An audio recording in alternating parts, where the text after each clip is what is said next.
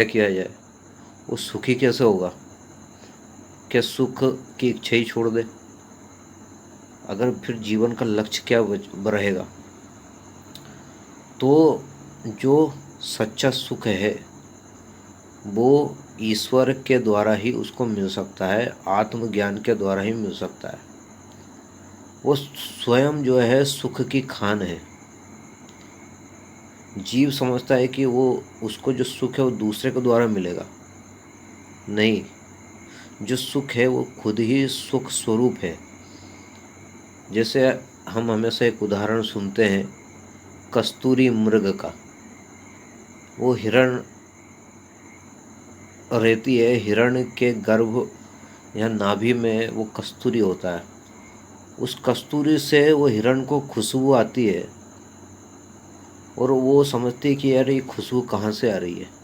उस खुशबू के लिए वो दौड़ती फिरती रहती है, उसके लिए वो व्याकुल रहती है कि कैसे मेरे को ये जो सुगंध जो आ रही है, कहाँ से ये सुगंध आ रही है, वो चीज़ मुझे प्राप्त हो जाए।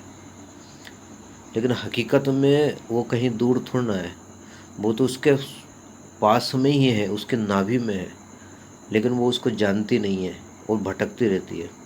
ऐसी जो जीव है ना, वो खुद सुख स्वरूप है। उसके अंतःकरण में, उसके हृदय में सुख की खान छिपी हुई है।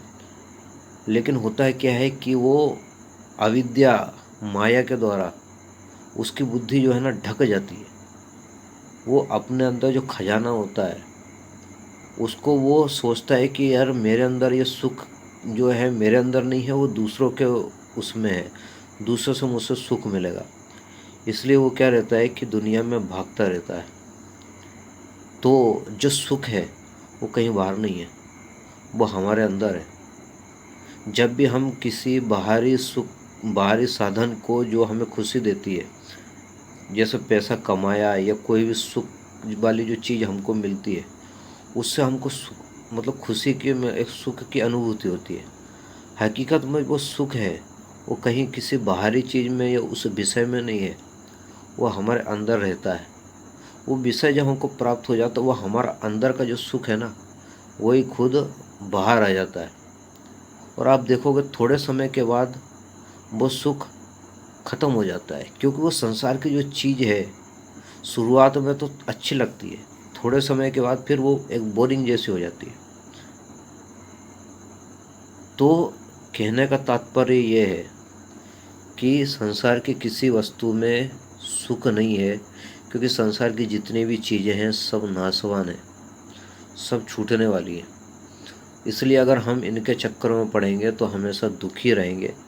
जिस सुख को हम पाना चाहते हैं उस सुख को कभी हम प्राप्त नहीं कर पाएंगे।